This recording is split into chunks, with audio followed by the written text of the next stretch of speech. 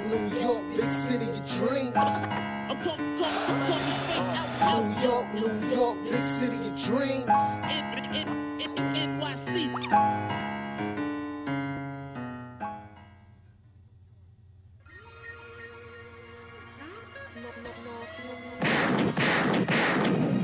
What's going on? This is Jay Ellis from Knick Of Time Show.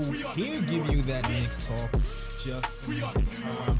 And the Knicks, we going a little bit of a lose streak. 2 games in this game. The Knicks lose to the Wizards 116 to, was it 105? 105, all right.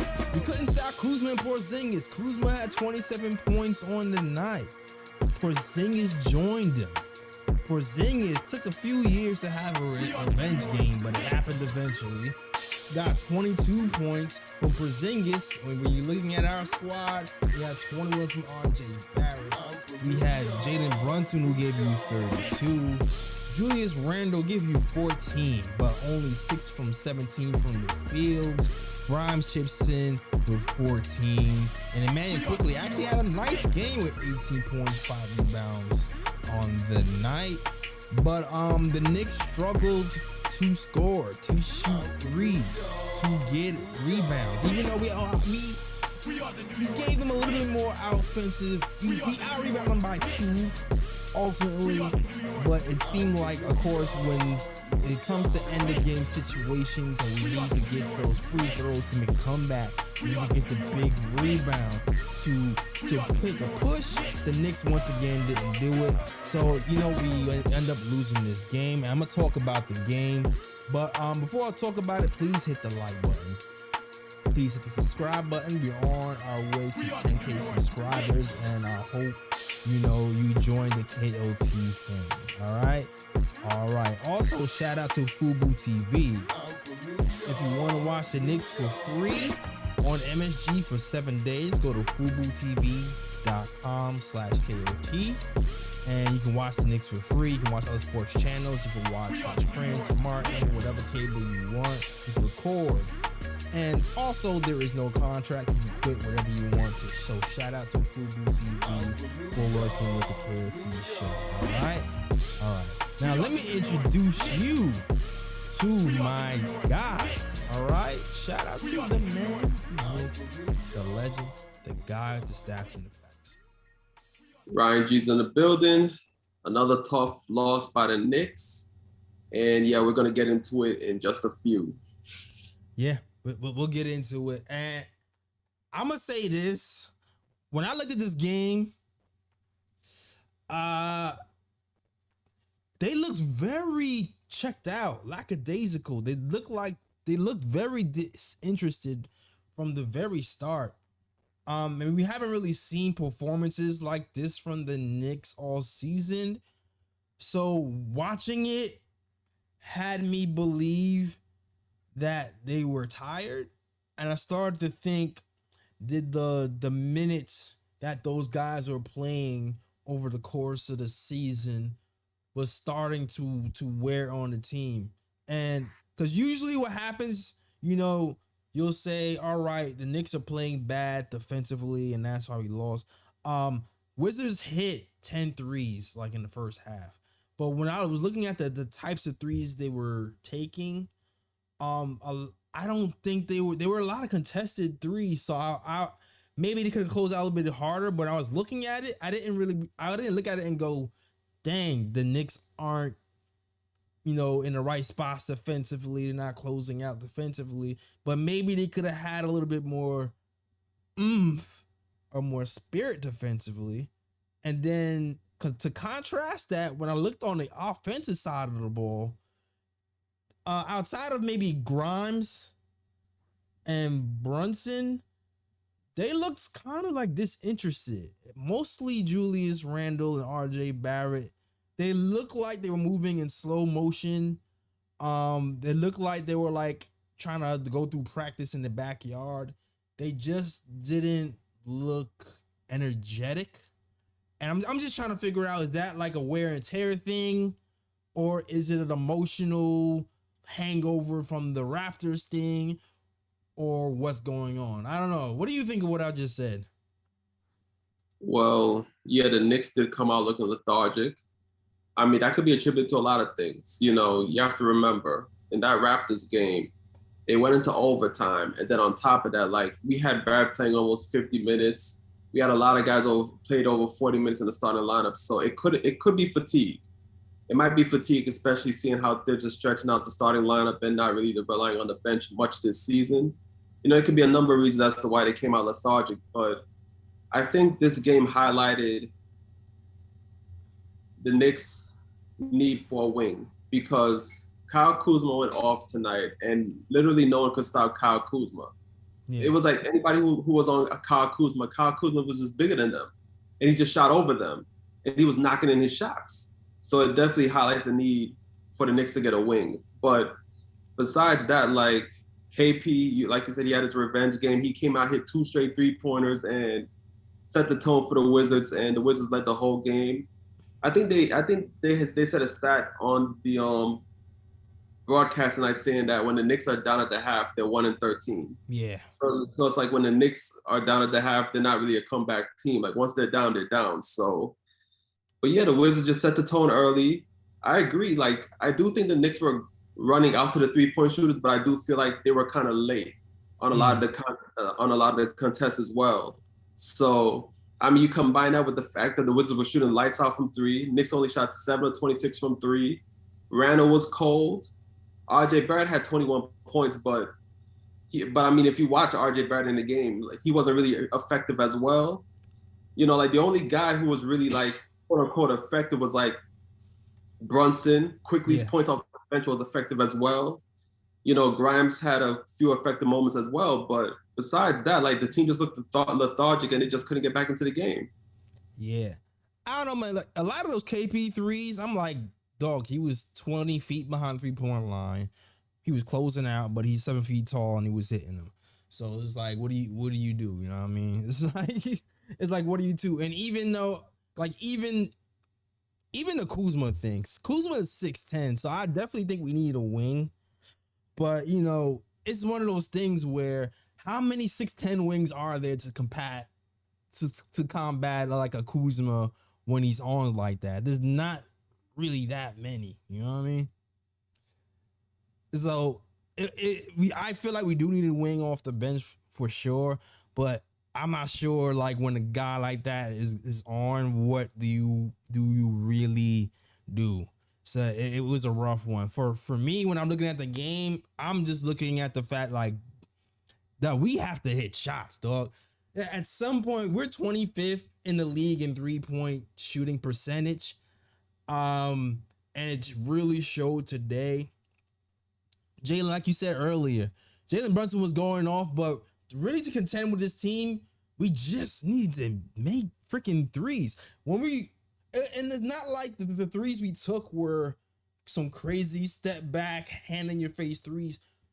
Wide open, right? Wide open 3-pointers. RJ 0 for 4. Randall 0 for 5. Jalen Brunson, you know, Jalen Brunson does his thing. Quentin Grimes actually hit it 3 for 7. Quickly 2 for 6. McBride 0 for 1. We shot 26% from 3. The 3-point shooting once again just continues to kill us. And at the end of the day, when one team is shooting threes and the other team isn't, you have to find other ways to muck up the game. We tried to do it a little bit late and get some offensive rebounds when we couldn't finish when we did it.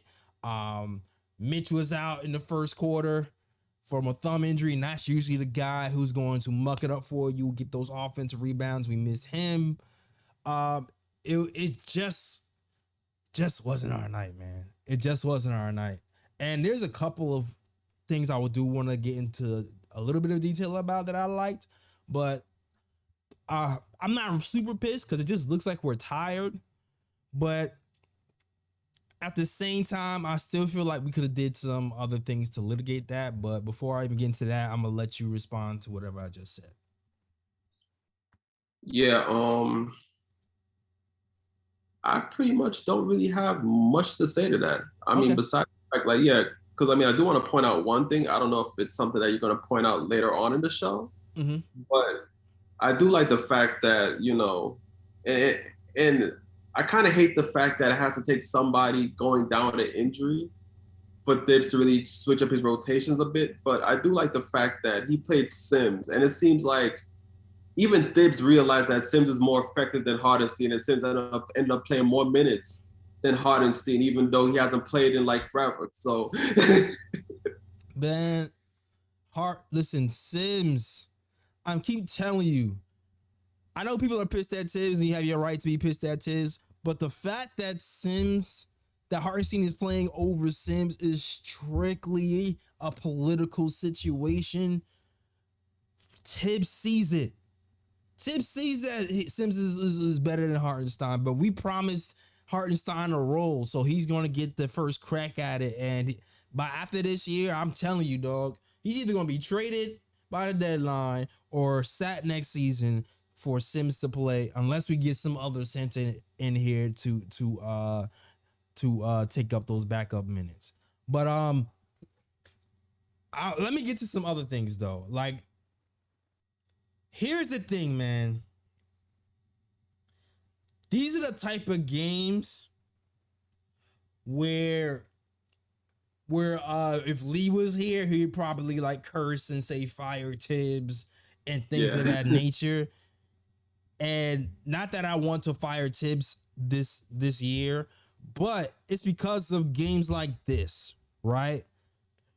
Where you see a team doesn't have it, and you see an ISO heavy type of game being played, and you're looking at the squad and you're going, okay, Quentin Grimes, 5 of 10 from the field, 50%.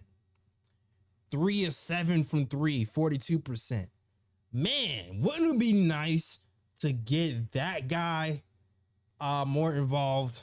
Wouldn't it be nice to have more plays run for Quentin Grimes, have him run over a screen or two, have him get last first season Reggie Bullock touches?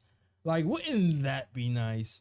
Like, it's one of those days when you're looking at who's hitting shots and who's not and going, damn, Tibbs, instead of just going ISO, maybe call a timeout and we'll switch up a situation. You're looking at Randall, he's playing horrible for most of the night, and you're like, man, Randall doesn't have it. Wouldn't it be nice to try Obi Toppin a little bit more today? Or maybe if you're not even convinced that Obi Toppin is playing today, wouldn't it be nice to go small today and go with like a Quickly and Grimes line up at the same time, since those guys are actually hitting shots and we've been having problems hitting threes. So like, these are the moments where the offense stalls, the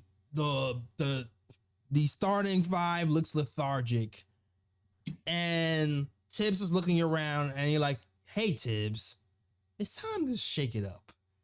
It's time to switch things up. And this is why a lot of people are pissed. What do you say to that? yeah, I mean, that is one issue. I mean, we've pretty much seen it all season. You know, Thibs and his heavy isolation offense. Of course, it looks great when Brunson is going off. Of course, it looks great when Randall is going off, because you have guys that are scoring for you. And then, you know, at times when they're running isolation, you know, if a double team comes, whatever the case may be, you know, they're smart enough to make the right pass so the Knicks can get an open shot out of it. But then you have games like this where Randall is off. You know, only Brunson is really scoring. You know, when Grimes get the ball and he's shooting open shots, he's knocking them down. When Quickly has the ball in his hands, he's knocking down his shots. Right. You know, so it's like, and this is something we've always complained about. Like, I would like for Thibs to incorporate more movement into the offense. You know, more passing. You know, encourage more passing, because games like this where your isolation players don't have it, that's when the offense is going to truthfully suffer. So, you know, this is where, you know, you look at Thibs and you're like, you wish that he was a bit more flexible in his offensive schemes. But unfortunately, that's not the case. And when the main guys are off, this is the result. An L. This is definitely a result. And I'm sorry, I'm kind of getting ahead of myself. But you look at Brunson, he had 32 points, 3 rebounds, 4 assists, 2 steals. I saw a lot of people saying they wish that he had more assists. The only one who's actually hitting shots was Grimes. So it's like, this is one of those games where I do want Brunson to move the ball more in general. But the way the Knicks were shooting and that first using it was shooting in general, it would have been rough unless that's why I'm saying maybe if you ran more specific plays for Grimes, maybe have it do it that way. But I'm not sure if this, I'm harping on Brunson hogging the ball as much today as like another day. But I'll say this: Brunson had this is his 8th straight game scoring 25 points or more, surpassing Will Clyde Frazier. I think he's number 3 in guards who's giving you 25 points or more in consecutive games. So shout out to Jalen Brunson, who gives you 32 points. All right. Yeah. Salute to the chat. Shout out to Block 53, Winston, my real fake cousin Winston Ellis, Craig Ward. Shout out to Fritz. Shout out to Glamour Knicks and everybody else who's rocking with the show. If you want to call in, you already know what to do. Call that number 319-527-6241. That's 319-527-6241. We are going to talk about some Knicks news that happened today and some kind of trade deadline stuff a little bit later, so it won't just be game stuff. So stay tuned for that as we talk about some available players who might be available anyway at the trade deadline. All right.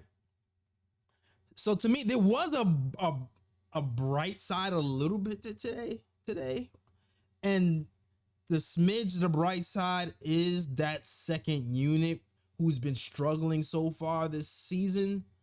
Had a spark, led by Emmanuel Quickly, who's expanding his game a little bit. He's starting to become a little bit more of a 3-level scorer, hitting the threes, even though they didn't hit well from 3 today. Able to go to the line, operate in the mid-range game, but also incorporating a pull-up midi and a fadeaway midi into his game.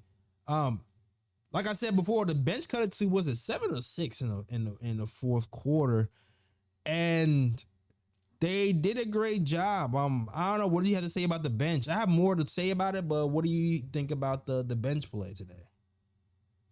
Well, I mean, outside of Quickly and Sims, I didn't really see much from the bench. Quickly definitely helped out, especially in the fourth quarter, because he was part of the team. He was part of the lineup on the court that led the comeback. Mm-hmm. When the Knicks, like you said, when the Knicks cut it down to 7. So Quickly was definitely effective off the bench, which I mean, it has been the case. And I think Sims was very effective off the bench as well. I think he provided great defense tonight, and the Knicks definitely needed that, especially with Mitch out. So those are the 2 main guys I thought that were, highly effective off the bench. Toppin, Hardenstein, McBride. I mean, they didn't really give you much. I mean, McBride did have I think he had 1 good offensive play that I saw from him. The alley to Sims. Yeah, Toppin, didn't really see much of him on the offensive end, really. Hardenstein gave you 4 points. I mean, it still highlights that we still need bench help, but I do think Quickly and Sims gave great minutes tonight off the bench. I just wish at a certain point that we it's funny when McBride had the ball during that little push. Quickly we starting to get hot. It looked like Quickly really wanted the ball.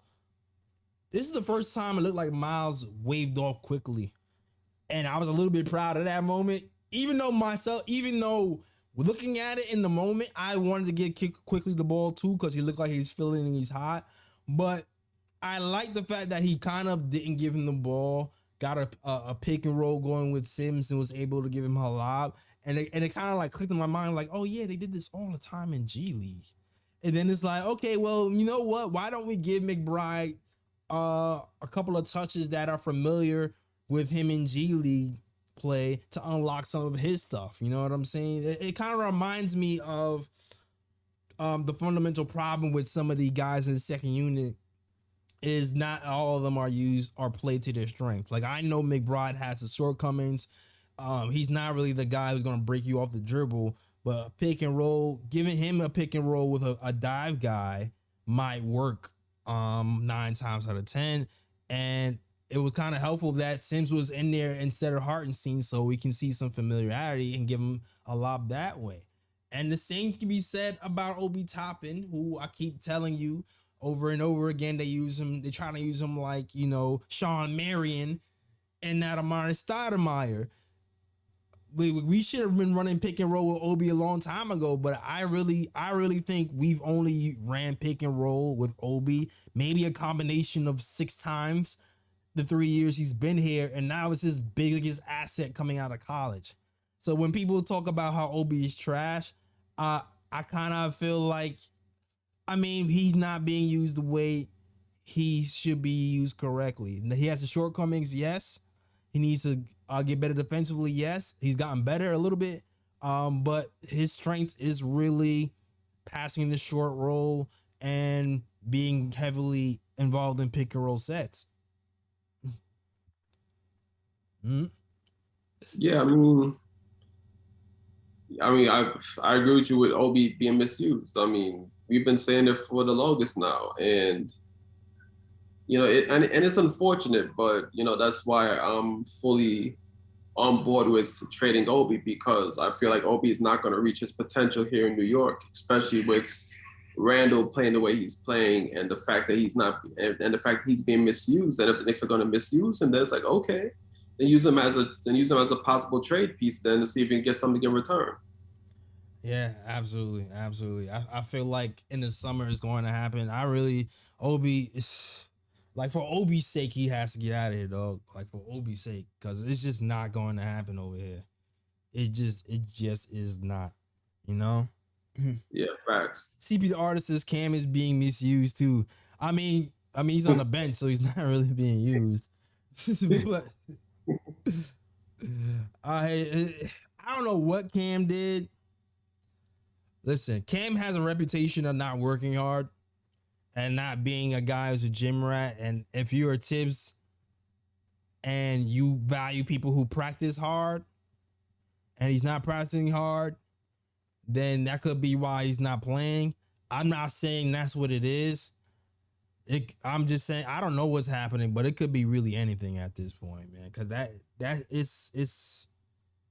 it's crazy. It's crazy that he it's not even crazy because he tried to save his job and he went to 9-man rotation and worked. And Cam has had his shortcomings on the defensive end, but in certain instances, I think you would go back to your bench when the starting 5 isn't playing up to par, and he hasn't done that. So it is what it is at this point. All right. Yeah. All right, yo, salute to the chat, man. Salute to the chat. Thank you guys for rocking with us, man. People don't be coming over here when it's a loss. They be like, I'm going to bed. Yeah, for real. Screw this.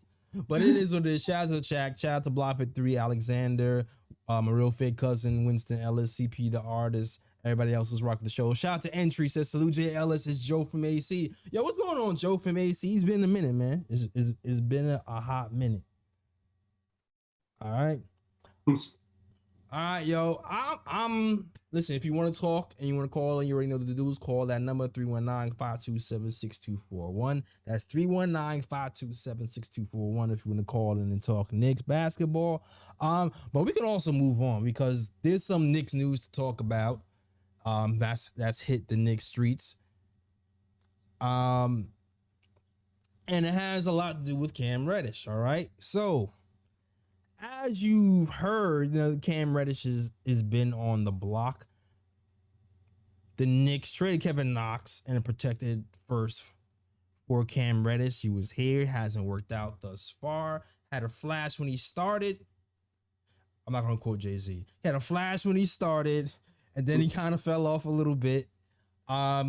Tiz benched him permanently on the bench. And since then, when we saw Evan Fournier come off the bench before Cam then you really start to know, okay, it's really over Cam. He's no way in hell he's getting back into this rotation. The Knicks have been shopping him, and it seems like they made a conservative effort to try to move him. They were looking for a first at first. We all knew that was going to happen because, he was not getting playing time, and his season was, so 23% from three. Did pretty good from closeout, had some defensive moments. But it's been up and down. So, but you know what? He's still a guy who has the potential because of the length. So the Knicks at this point are asking for 2 second-round picks and not a first anymore. And they have been talking to a few teams. I believe the Milwaukee Bucks are one. The Lakers are another team.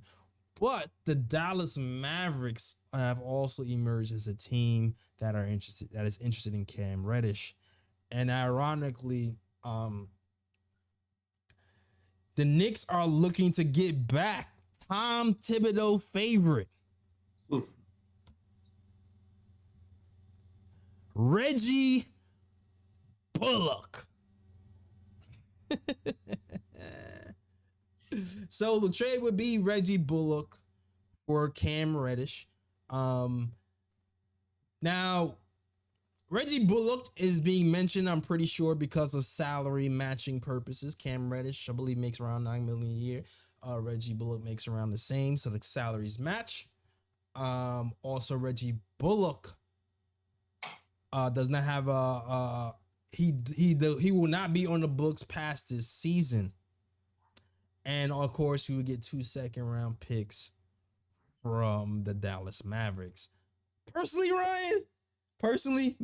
I've said this before. Reggie Bullock plays 4 quarters worth of defense and 2 quarters worth of offense. I am not interested in having Reggie Bullock take any minutes away from anybody on the bench. I know he can probably help us defensively, guard some of these guys, these better wings. But long term, I don't know. I just don't. I don't think. Look, if they cut Reggie Bullock after we traded him, I wouldn't even care. Like, straight up. We got the 2nd-round picks. Cool. Keep it pushing. Yeah. Like the man is not performing. Even in Dallas, I was reading somewhere where Reggie Bullock bricks like an astronomical amount of wide open threes. So I know Luka's pulling his hair out, and we already have enough of those problems here in Knicks Nation. If I want somebody bricking threes, I'd rather it be Miles McBride and not Reggie Bullock. I don't know. What do you think? Reggie Bullock hasn't really been productive for the Mavs this season. I mean, look at the stats: 33% from 3-point range, which is low for him. 36% field goal percentage, and he's going to help us defensively off the bench. But like I said, right now I think we need some more scoring pop off the bench. Somebody that's going to really come off the bench and get buckets. And I don't think Reggie Bullock really fits that. I mean, he's definitely going to give wing help, which is something that the Knicks desperately need. But like I said, I don't think Reggie Bullock is the type of player that we should really be going for on the bench. I mean, his contract, next year he's only guaranteed half the money on his contract, fully guaranteed if he's still on the roster after June 28th, 2023. But I mean, it's a cheap option, but compared to the other options that's out there, I would rather the other options over Bullock. Yeah, I don't care what magic he had with Randall. He did well for us defensively. He was the quarterback for us defensively for a long time. He's familiar with Tibbs. And also, low-key, I feel like he left us too. I don't think the Knicks weren't interested in bringing him back. I think he just didn't want to be here. So it's just like, you know me, Ryan. You know me with players who don't want to be here. I'm like, if you don't want to be here, then kick rocks. I don't want you anyway. I don't want I give love who gives me love type of situation. That's the way I always am. If you give me love, I'm gonna give you love. But if you don't want me, man, kick rocks. That goes to KP. That goes to anybody who leaves here. Yeah, hit the roll jacket. Don't you come back no more. We can trade them and kick them out to the curb. I don't care. I do not care. Don't care whatsoever. I'm gonna just bring home the point how much he's been really struggling. All right, let's just look at this. I mean, 34% from three, I guess is okay, but that's a lot of supposed blue. to be 35, huh? That's a lot of blue. It's a lot of blue. For those of you who don't know, we look at clean the glass here. Blue represents below average. Okay, the darker the blue, the suckier it is. All right. And there's a lot of blue, not like a super dark blue, but at the rim, 19th percentile. All right, bruh. Now looking good. Long mid, 26th percentile. Non-corner threes in the 16th percentile. Corner three though, okay, a glimmer of hope, 40% from the corner three. Glimmer of hope. Okay. I guess that's something if you're looking for something to grasp on. But overall, I'm just not interested, dog. I'm just not. Yeah, I mean, looking at those stats, like, yo, my man reverted back to his rookie season. God damn. Yeah. Yeah. Reverted back to his rookie season. Yeah. You got the rookie blues. You see all that in his rookie shoot. And he was finishing at the rim in his rookie season. I don't know what happened now, but that ship has sailed. I don't know. You heard of some of these rumors, Ryan. Does anybody have your eye on? I think when I was looking through, at least the guys that we mentioned, I think the guys that I would most have my eye on is like Gary Trent Jr. He's one of them. I believe Malik Beasley as well, because the good thing about Malik Beasley is that he could basically be a rental for this season. So if we get him through a trade, you have a club option to keep him or not next season. So you could release him if you feel like, you don't want to keep him for the extra season. So that would wipe some salary off the books. And Beasley's been.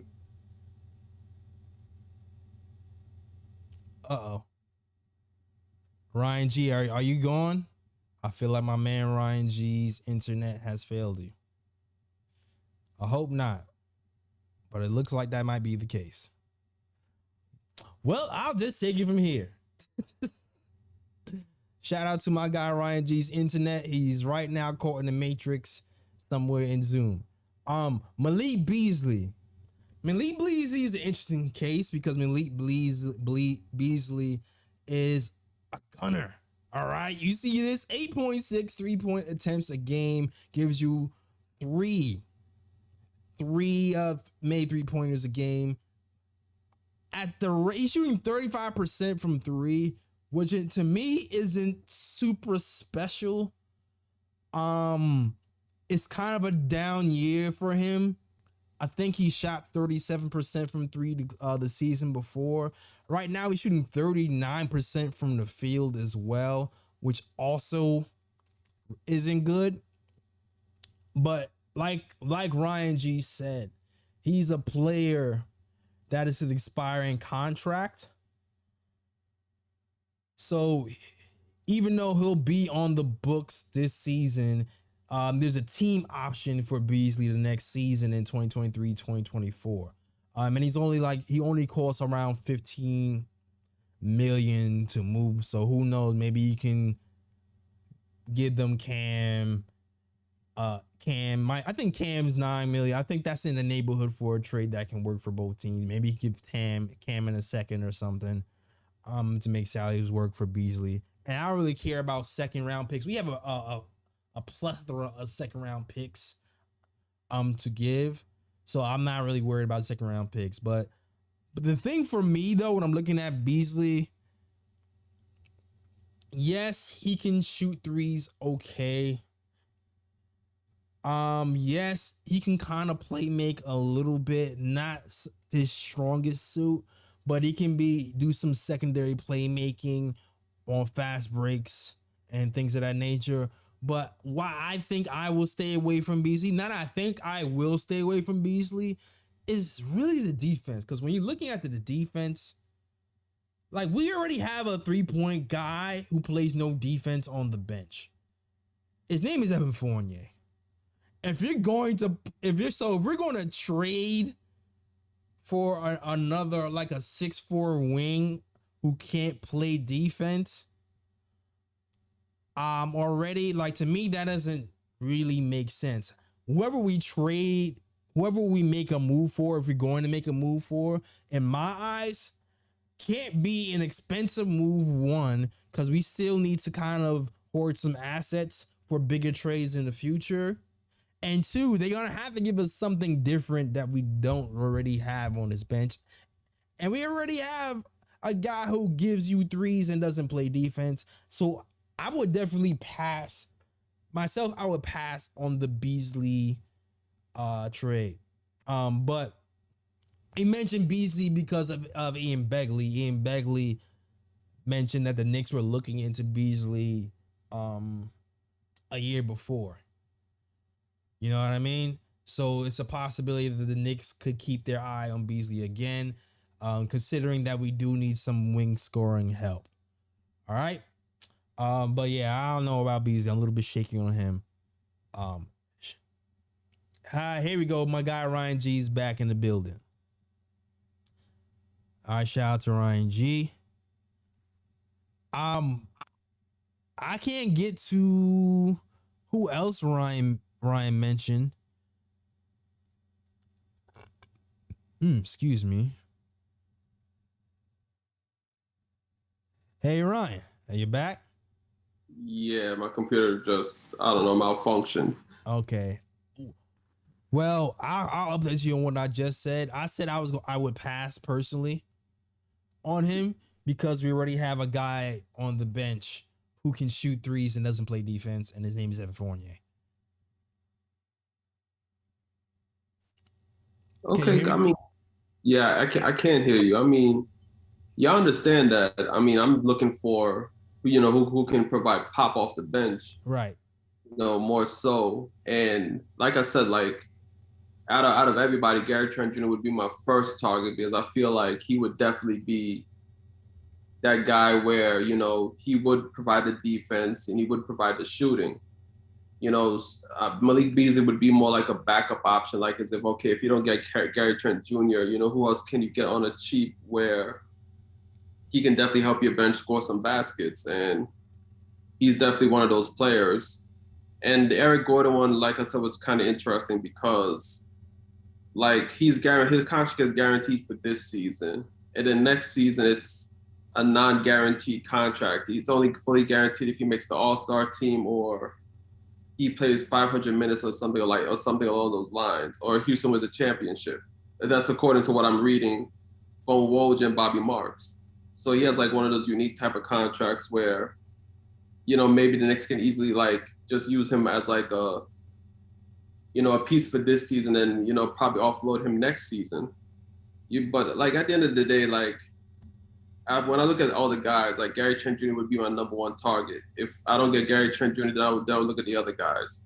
I agree with you. And the thing with Gary, what makes Gary complicated is trading price and asking price. That's what makes it complicated. And I'll talk a little bit more in depth about it. Gary Trent, starter in this league, averaging 18.5 points a game, season high 35 points. Launches him, 7.1 threes a game. Shoots 43% from the field, 36% from three. And always like Gary Trent. Me and you liked him before he was with the Raptors. I think he was on the Blazers or whatever. And we wanted him on the team. The thing with Gary, well, the Raptors, when you following the Raptors, what they saying is the most likely to be traded off that Raptors team is Gary Trent Jr. That's what I read today. But here's the thing, what he's gonna cost. You already know Asai, he's gonna want first. We already know what our deal is. We're hoarding first to make a move for a star. So if you're trying to hoard first to make a move for a star, do you abandon ship and move that for a guy like Gary Trent instead? I'm not sure if the Knicks are willing to do that. unless they're saying, you know what, we'll move a protected first, like the Milwaukee pick, which I'm still not sure they're willing to do that or not.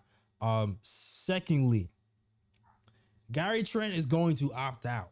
He's making 18.5 million, right? So maybe you give them Evan Fournier, who's expiring in the first. But after that, he's looking for 25 million next season.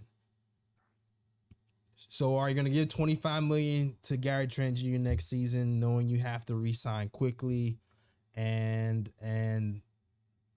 I guess at that point, Gary Trent Jr. is starting, and you have Grimes coming off the bench. That's my belief in that situation. Would you think I'm correct? I think with Gary Trent Jr., Toronto's that. I think, especially with the GM that they have, Masai Ujiri, like, I feel like Toronto's going to ask a lot for Gary Trent Jr. And it's just a matter of, okay, like, are we willing to take this risk where we know that he's going to opt out of his contract at the end of the season? And there might be a chance that we give up assets and he does not re-sign with us. You know, and that's the one thing that really concerns me about the Gary Trent Jr. trade. Mm-hmm. You know, and that's why I kind of look at the other options, because I'm like, yeah, all right, well, if if this is the case with Gary Trent Jr., then maybe we need to look at other options and see if there's anybody out there, anybody else that can really help us out off the bench with the scoring. But I think I don't know if it's possible, but there would have to be like some type of like, even though I don't even think you can do this, but there has to be like some type of guarantee where like you speak to like Trent's agent and wonder if will you re-sign with us before you even make that trade? Right. Yeah, because you're definitely gonna be giving up assets to get him. So, and the thing is, and then the other dilemma I have with bringing Gary Trent Jr. is, okay, is he gonna be a player that's willing to come off the bench? Because he starts in Toronto.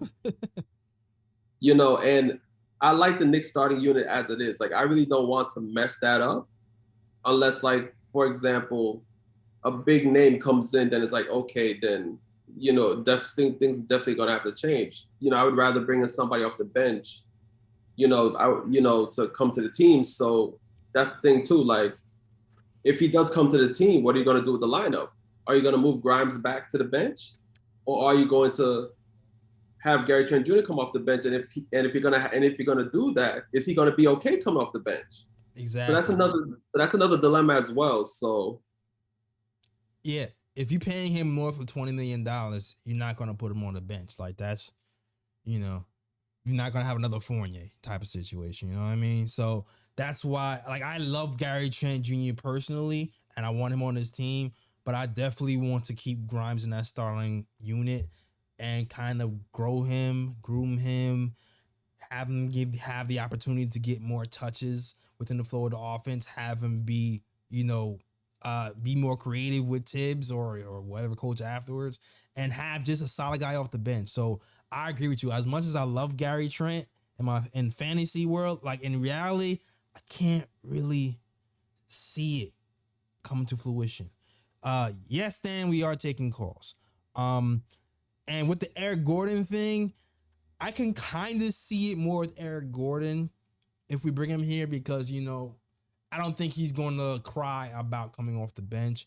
But, that would be a 1-year rental. I don't know what that would look like next season. And in that situation, it's very specific. It's so we trading Evan Fournier for Eric Gordon, because Eric Gordon makes 18 million a year. And he's expiring. Evan Fournier is 19 million a year. Right. But at the same time, we probably give up Cam Reddish too. But the only reason we would do that trade is they don't want a first. And I feel like they're gonna try to get a first for Eric Gordon. I'm not interested in giving a first up for a rental.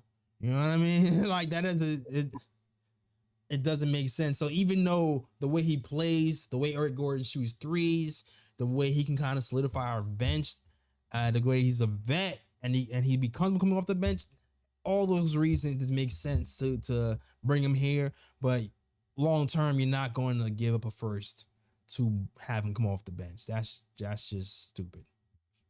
Yeah. Yeah. Like the options I've come up with. I mean, we talked about Alex Caruso from the Bulls. The Bulls, we don't know if they're gonna blow it up or keep it moving or whatever. They're still in 10th place right now. I didn't make a graphic with Alex Caruso. He's another tips guy, 3-and-D guy. There was rumors about the Knicks moving on from Derrick Rose, and maybe is a world we move Derrick Rose in some seconds for Caruso. Not sure if the Bulls would like that or not, depending how they see the season going. But that I might be okay with that this season. I'm pretty sure you'll be okay with it too.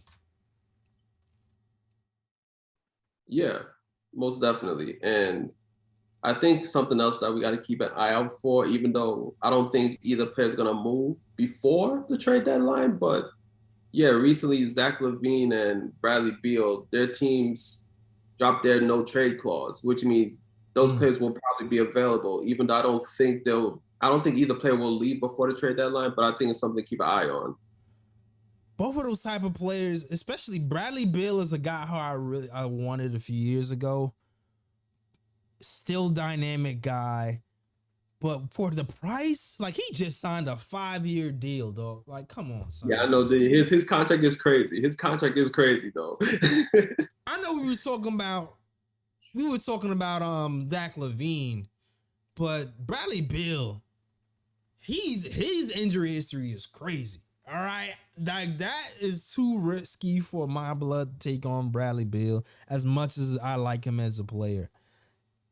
And I still feel like, RJ has no trade clause, so he can't be traded. So whatever happens, if we make a move for Bradley Beal or Zach LaVine, RJ won't be involved.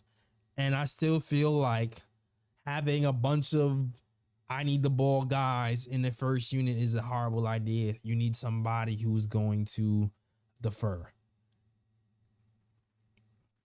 So I don't really like that. I'm not really feeling that for real. At this point.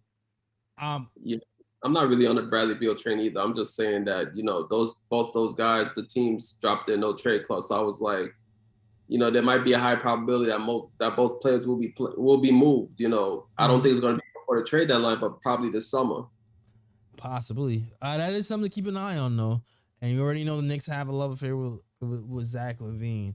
I'm still holding out hope that RJ develops his entire game. He's been shooting 38% from three and 45% from the field and averaging 21 points per game these last 22 games, not counting the game that happened today. So he's been on the uptick since the Dallas game. So I'm keeping up hope that RJ Barrett can continue to develop and take steps to grow and get some post position going, get some go-to moves in that mid area, and start to expand his passing game like I know he can. I do have a suggestion. It might not be the super popular suggestion, but when I'm looking at what's available, what could possibly happen, what the asking price might be, it's the one that makes the most sense in my head, maybe, or it might be or maybe a couple, who knows. Well, one of them is freaking Gary Harris. Gary Harris, extensive injury history, but when he plays well. 3-and-D guy, 28 years old, shooting 38% from the 3-point line, 45% from three. Competes defensively. He's one of those guys where he can get beat and he's going to hustle back into the play and poke the ball away. He can also go to the hole a little bit. And he had some highs. It's just that injuries have kind of hit him hard. And when you're looking at his contract, he fits the mold of guys who are on expiring deals. You know, let me see if I can look it up real quick. Malik Beasley. Unless you can find, I can't seem to find it at this moment. Gary Harris. So here we go. $13 million made this year, and he has a team option next season. So only costs 13 mil. I can see a Cam and maybe a second or two for Gary if they decided to blow it up. I don't know. Maybe I'm being too hopeful. What do you think about a Gary Harris move? I mean, he's a solid player. Back when I think he used to play for what was his team before the Magic? I want to say I can't recall at the moment, but the Nuggets. It probably is the Nuggets. Yeah, he played with Jamal Murray and those dudes. Yeah, but during his Nuggets days, I definitely did like his game. And I do think he's a solid player, and he would provide that bench help that the Knicks need. And I just wanted to address like comments right now, Sure. like, yeah, Kenny Bowen's like, yeah, we know the Knicks need a wing, but these are players that just came out recently in rumors that are available. If a wing came out, if the rumors said that wing was available, we'd be talking about a wing, but these are the players that are available right now, according to rumors. So we're talking about those players. But I think he would be, somebody solid you could bring off the bench. He's going to actually give you valuable minutes. Yeah. It's interesting. We do need longer wings. Like, it's just, those are really hard to come by, man. They're just like, which is what makes the Cam thing frustrating. They're just really hard to come by. The Raptors at this point, they're not really looking to move OG. I read their asking price for OG is in the DeJounte Murray realm, so they would want 2 unprotected firsts for him, and they probably want some salary filler. So, like, I mean, it makes sense, but I would love OG, who would be a guy who would be a defensive wing for us, better than anything we have, and longer. But the asking price, dog, is woof. Like, it kind of, it shackles us to make another move. So it's kind of rough. It's kind of rough. And they don't have to move him. And to be honest with you, there's a player on the Magic. There's a couple of players on the Magic that I still have my eye on. I'm not going to hold you. One of them, I still have my eye on Mo Bamba, man. I still have my eye on Mo Bamba, Ryan. As a backup 3 center, I know they're shopping him. They have a lot of big wings, center power forward guys, and I feel like he's not going to get the minutes and playing time. And I still feel like we need a backup center who can shoot threes. I would love to make a flyer on him. Also, Jonathan Isaac. If there was a way for the Knicks to pry Jonathan Isaac away from the Magic, I would love that. Like, that guy is 6'10", 7-foot wingspan, had a gruesome injury years ago on the Magic, so he hasn't played in the last few seasons. And I can see him, he's very mobile, so I can see him being power forward and just being that annoying wing player defensively too. You know what I mean? Mm-hmm. And he just played his first game in a long time in the G League. And I think he had 15? I think he had like 15 points, 5 rebounds, some deflections and something. So this is a guy, he's like a buy low guy. I'm not sure if he's available, but I'm just looking at the way the Magic are built and how many long wing guys they have and how many minutes they have. And I'm thinking, you know what? Maybe we can pry one that they don't need. Just like how teams might be looking at Obi topping for us, going, Randall's taking all the minutes. There's not a lot of time for him to develop. I can see a team being open to trying to pry Obi. So I'm hoping we can do that do that to another team. Yeah. Well, I want to lead off by saying this. There's a number of players on Toronto that I wish the Knicks can just pry away from them. Just take one of those wings and put them on the Knicks. But I already know Toronto's asking price for a lot of those guys is going to be way too high. So you don't even want to look in that direction. But I do think with the Magic, Mo Bamba for me is pretty much dead. You know, I'm over Mo Bamba right now. I think I would much rather take my chances with Jonathan Isaac. You know, hoping that the injuries that he overcome, I'm going to be hoping that he's overcome it for real. And I would definitely take my chances on him. Because he was a pretty solid player before he went down with the injury. Yeah, and there's a lot of potential there. So I would definitely take my chances with Jonathan Isaac if he does become available. Absolutely. If he does become available, I don't know. I would try my hardest, man. Try my dangest. Salute to the chat. That is saying Fraud 929, Kenny Bowens, Paul Butler says Knicks are too small and non-athletic. I agree with you, man. I agree. We need some long wings. It's hard to come by. Shout out to everybody who's rocking with the show. I know we have 2 callers on the line. First caller up is my guy, Jason M. What's going on, Jason?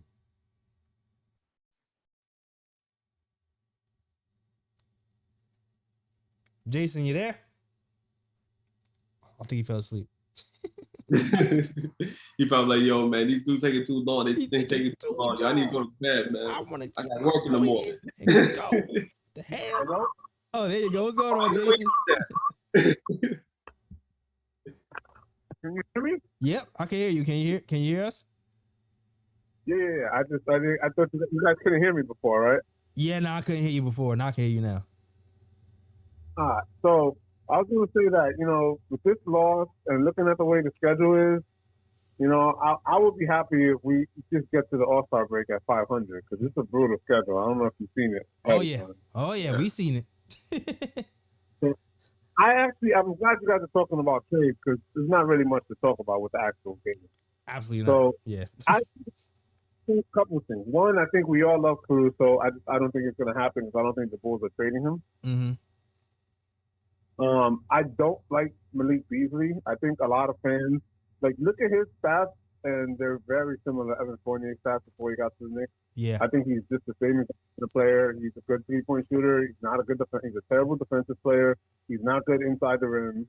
I think a lot of fans if we're good for that, we just play Fournier. I said the same thing. Yeah. Then I actually really think the Knicks are gonna. I think it's gonna happen soon. Possibly in the next couple of days. I think they're gonna trade for Reggie Bullock. I think he doesn't really fit in terms of the bench spark plug, but he does fit in terms of a bigger defender. He is a wing because people keep saying we need wings. He can, and Tibbs loves bringing his guys back. He kept bringing Taj and Rose back with him. Also, I know that you guys are looking at the numbers and saying how he's bad this year, but he's not a young player. It's his 10th year in the NBA. I trust he shot 38% for 10 years. I trust that his shooting is real, and he just was having a bad run. I don't think he's going to be that's the way he's going to be for the rest of his career, a 33% 3-point shooter now. I feel it. I understand. I get it. He's very much a bench player. I'm just saying. I think they're going to do it, and I'm okay with it. I like the idea of Eric Gordon trade, and what I would say about that is, I know you were saying that they want a first. They're not going to get a first, so either they're going to. I don't think any team's giving them a first for Eric Gordon. So either they're going to keep Eric Gordon and not trade him, or they're going to have to trade him for lower than a first. Because nobody's giving up a first for a 34-year-old who's an expiring contract, making $19 million, and he's a decent player, but he's not great. Yeah. Listen. So yeah, I would be happy with Gordon. I'd be okay with Bullock. I'm not saying I'd be happy with it. I'd be fine with it. I would love Caruso. There's other players, but I don't know if those there's a whole bunch of other players. I don't know if any of these guys are going to be traded, so there's no point even bringing them up. I hear you. I hear you. We just bringing up players because Ian mentioned them. They've been going around the Knicks streets, and we're just kind of hypothesizing. We're just going off rumors right now and talking about those. But like you said, there's other players. This player, because people are talking about, they're still too short. We know, but it's what's available on the market. We can't trade for players that aren't available. It's just exactly what it is. And I agree with everything that you said about Gary Trent Jr. If you're just looking at it from pure basketball sense, it's great. But then it's does he want to be here? Is he going to want to extend? Is he going to be okay with his role? Right. Is he better at the starting? Grimes is. There's a whole bunch of question marks. And then the other thing is, I'm pretty sure he's with Clutch. So, like, you're not expecting it to be a rosy relationship with the Knicks. So, You pretty sure? What's the last thing you said? I said I'm pretty sure he's with Clutch. Oh, yeah, for sure. And, you know, Clutch and Leon Rose, they don't necessarily get along. So Got it's you. not like, I don't think you could trust, like, oh, it's not like for instance, I mean, we're not going to extend Eric Gordon, but Eric Gordon's with CAA. If he was Right. with CAA, then you could trust that they would work something out.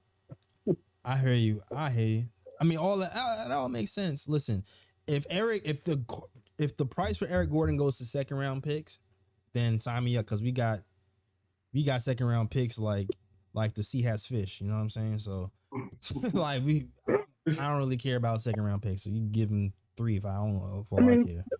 Second round picks, maybe we throw in Rokas Jokovitis, you know? Yeah, Oh, we can play with that or not first round picks, you know? that's true. We got that. We got Z. We got things to move. We got things that we can move. So I'm with it. I'm hoping you're right that price drops. And yesterday's price is not today's price means the price is going down in this instance. All right. Yeah. I mean, look, as people say with Cam Reddish, like when the Knicks wanted a first, they said if teams were going to give a first, then Cam Reddish would have been traded already. The same thing with Eric Gordon. If people were going to give a first, then he wouldn't be on the Rockets right now. Absolutely. All right, yo, thanks for calling. Oh, you got something else to say? No, that's all I got. Thanks for taking my call. All right, got you. All right, so this is my guy, Jason. I like Glam and Knicks was like, I seen Bullock up close and personal in Dallas. Hell no, I don't want no Bullock.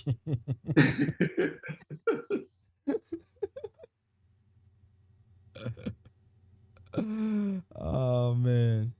But since in the chat, there's no real games. It's not really much about. So we decided to talk about trade rumors to make things interesting. So salute to the chat. Everybody's rocking with the show. If you like the show so far, hit the like and subscribe button. We here after every game talking Knicks basketball and Knicks news. And we're definitely gonna have to clip this up because I feel like more people will watch about the trade breakdown than the actual game breakdown.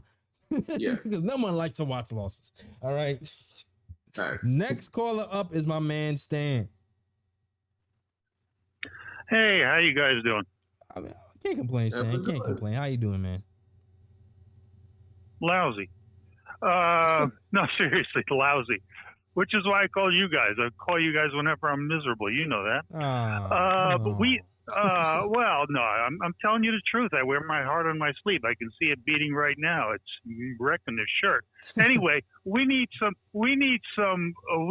long wings, but we need some spicy wings.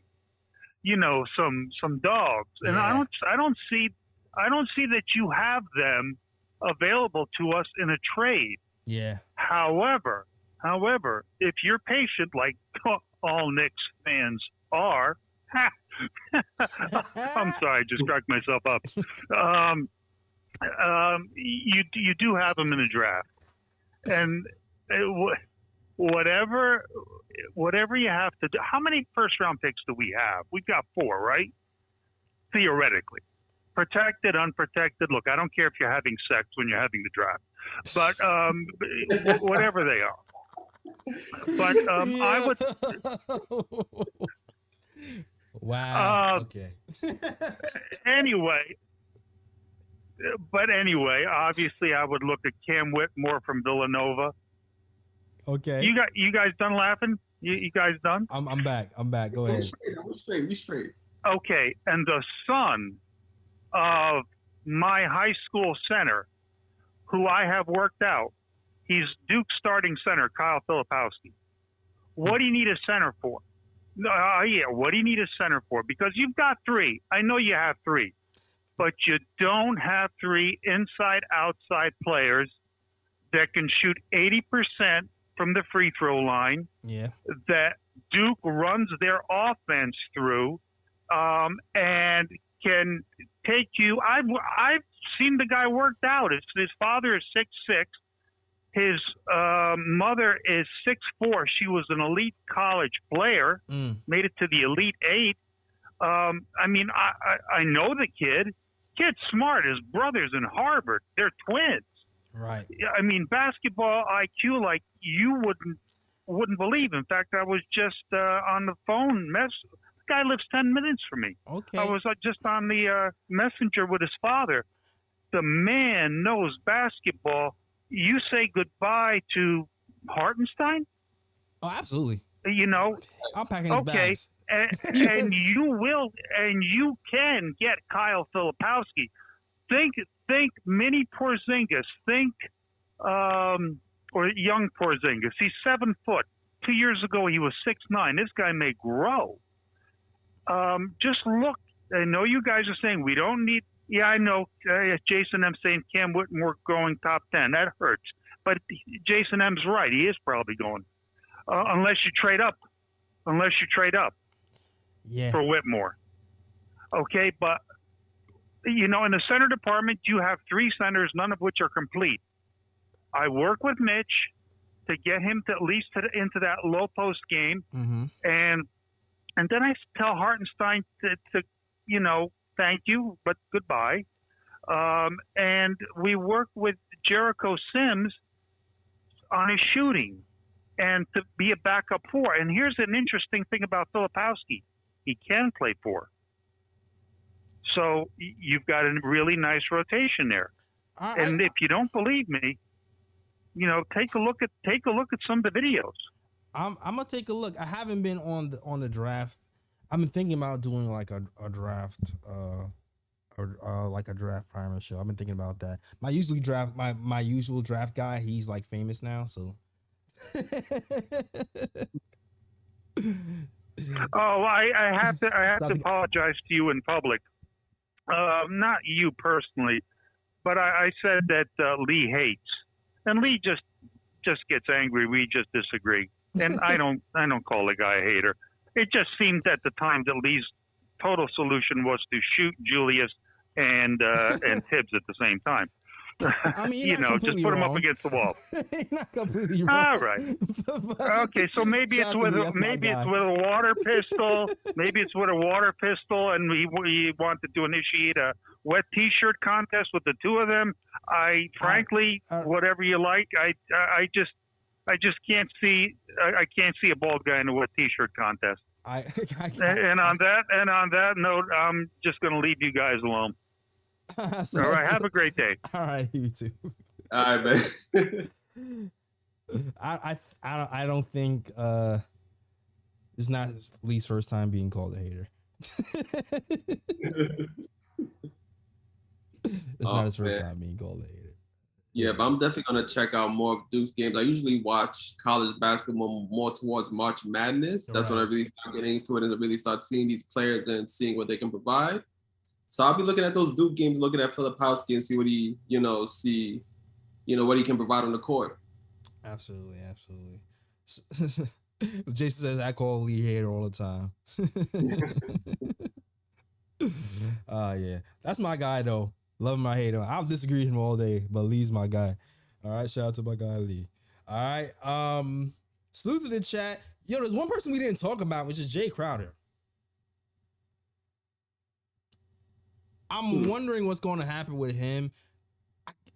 You know, he's not making that much. I could see a Cam and Crowder and maybe a couple of second swap or something, or maybe even a second swap for Jay Crowder deal. But Crowder hasn't played for a while. Definitely known as a 3-and-D guy. Shot 34% the last time he played. Only thing is he hasn't played basketball in a long time, so you wonder about that. But when you talk about guys, when Stan mentioned guys who do the dirty work, the mean guys, the mucky guys, I was like, oh yeah, we need to talk about Jay Crowder. Like that's a guy. I mean, he is short. He can play some power forward, play some wing, but he's a little bit stronger and can hold his own. I don't know. What do you think about the Jay Crowder move if we were to make one? Well, I'll say this. Jay Crowder I think he definitely would be a player that the Knicks could get on the cheap, and he would definitely be a rental. So that's the positive thing about Jay Crowder. You know, he's a guy that you could probably bring in. Mm-hmm. He's not going to have an issue coming off the bench. He's going to provide good bench minutes. You know, he can shoot the 3. You know, he's tough, and I do think the Knicks need more of those tough guys on the team, so he definitely fills that role as well. Hold on one second. He was having a problem coming off the bench in Phoenix, though. So I wonder if that would be an issue.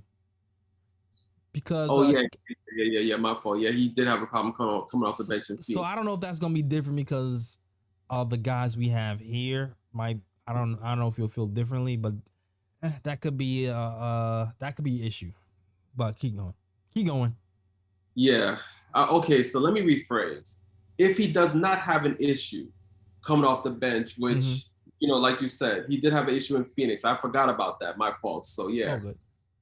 So that's going to be an issue right there. But if he does not have an issue, he would be a cheap option. He would give you good bench minutes. He would give you that toughness, which I think the Knicks lack at times. They do need somebody that's going to like really, get dirty with other players and, and like, for example, that Scotty Barnes incident where he was talking trash.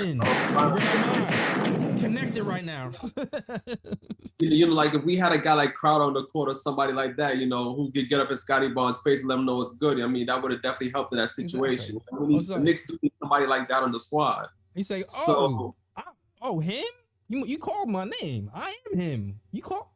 What's talk? What's chat, Mister? I'm not. You not him. I'm gonna show you what him do. All right. Exactly. So I think those are the positives that he would be cheap. He definitely would be a rental. He wouldn't play on the Knicks past this season. And he would definitely provide good minutes off the bench, provide toughness, provide three-point shooting. The only bad thing is, like you said, is he going to have an issue coming off the bench? That's the only thing that you really have to worry about with bringing in Jay Crowder. Okay. That's Jason M. He says Jay wanted a contract extension similar to Steve Adams and Larry Nance got before the season started. Wait, how much was he? How much did Larry Nance get? And I mean, at this point, I don't know if you can command that anymore. Like, I don't know. I'm not sure how much leverage he has to talk about contracts right now. Yeah, that's the thing too. Like, he would have to prove it. Like, if a team doesn't go after him, he has to prove that he's worth that contract. Right, for sure. I'm trying to look up Larry Nance's contract to see what number they're looking at for real. Didn't Larry Nance just sign a contract? No, actually, he's on the last year of his contract, actually. His contract is 4 years, $44.8 million. Okay. He's on the so it's like roughly like $11 million a year. Or roughly 11. That's not super bad with the cat going up. It's really just about we still have freaking Emmanuel Quickly here. You know what I mean? That's really what it is. Like I still want to keep Quick, and after this, it's about finding money. It's that, and it's Hartenstein too. Like, what if we end up just like moving Hartenstein for him? Then maybe we could do that too. You know what I mean? Yeah. Maybe it'll work that way. All right. Yeah. All right. I could see 11 million. I could see 11. Move hard. Sign him. I could see that. Couple of years. All right. Yeah. Well, he did ink a 2-year extension. But even his 2-year extension is not bad. It's 2 year, $21.6 million. So, I mean, he's basically still earning like that 10, 11 million range, right. Even with the extension. Right. Got it. Makes sense. I really can't think of anybody else who's on the radar for the Knicks right now. Anybody else is in rumors. I feel like we talked about everybody I could think of. All right. Yeah, I think we covered everybody too. All right. But salute to the chat. This is a good place to end the show. But shout out, if you like the show, hit the like and the subscribe button. We're here after every game talking Knicks basketball, Knicks news, and Knicks rumors. Shout out to everybody. All right. And all the late stragglers too. And also, if you like the show, hit the like and subscribe. You're trying to get to 10K. All right. Shout out to Craig. I don't see you in here. It says IQ doesn't play with pace. You have a point guard and a shooting guard who thinks he's Steph pulling up from the logo. Yo, you know what's funny? IQ hasn't shot from the logo all season. And they were encouraging him to do that the last few years, but he hasn't done that all season. I think he's only done it like twice. So I'm starting to wonder if he's just trying to work on the rest of his game and then start to implement that again, or if they told him to stop or what. I was really curious about that. Yeah, I mean, Quickly's actually taking reasonable threes this season. Yeah, and I know I don't have a popular opinion, but I actually like the threat of him shooting a couple of those just to keep people honest, a la Trae Young. I kind of just feel like when you're like a smaller guard, you got to be able to like do stuff like that to keep people on their damn heels. All right. But that is our show. Ryan G, let them know, man. Let them know where they can find you, sir. You can find me on Instagram at Sir G is chillin'. Sir G is chilling. That's SIRG is CHILLI. You can also find me at Sir G's Corner. You can also find me on Twitter at Ryan G KOT. All right. Thank you, my guy, Ryan G. Get those snapbacks, black and white, blue and orange, at theknickoftimeshow.com. All you got to do is go to theknickoftimeshow.com and hit the button that says catalog. You're going to see all the merch. I need to actually update the website. This is what happens when you see this is why I need like a load of money, because I got too much going on. I need to just hire somebody to update the website. So when you go on the page, the snapback is right there front and center. Because even if you go there now, you'll see like a Knox t-shirt on the right side, which is an old t-shirt that has to be updated. You know what I mean? But if you even click that, you'll go to it'll take you directly to the store and you'll see all the merch. But shout out, yeah, you can go over ahead to theknickoftimeshow.com if you want to get the merch or read some of our blogs. Okay. Also follow us on the KLT Show on Twitter, the Knick of Time Show on Facebook and Instagram as well. All right. Listen to us on SoundCloud, iTunes, Google Play, Stitcher, everywhere you can listen to podcasts. Listen to the KOT Show. All right. Cool. Good show, Ryan. Hope Yes, you guys sir. enjoyed the show. And yeah, and also shout out to FuboTV.com. If you want to watch Knicks free for 7 days on MSG, go to FuboTV.com/KOT and you'll get that Knicks basketball for free. If you decide to purchase it, you get a little bit of cut. You get to watch the Knicks and other cable channels, and there's no subscription. So shout out to FuboTV for working with us. All right, cool. That is our show. Thank you guys for watching. And as always, shout out the Worldwide West. Everywhere we go, we leave a worldwide mess. It's a mess out here in these Knicks YouTube streets. That's our show. We out of here. Peace. York, New York, big city of dreams. I'm coming.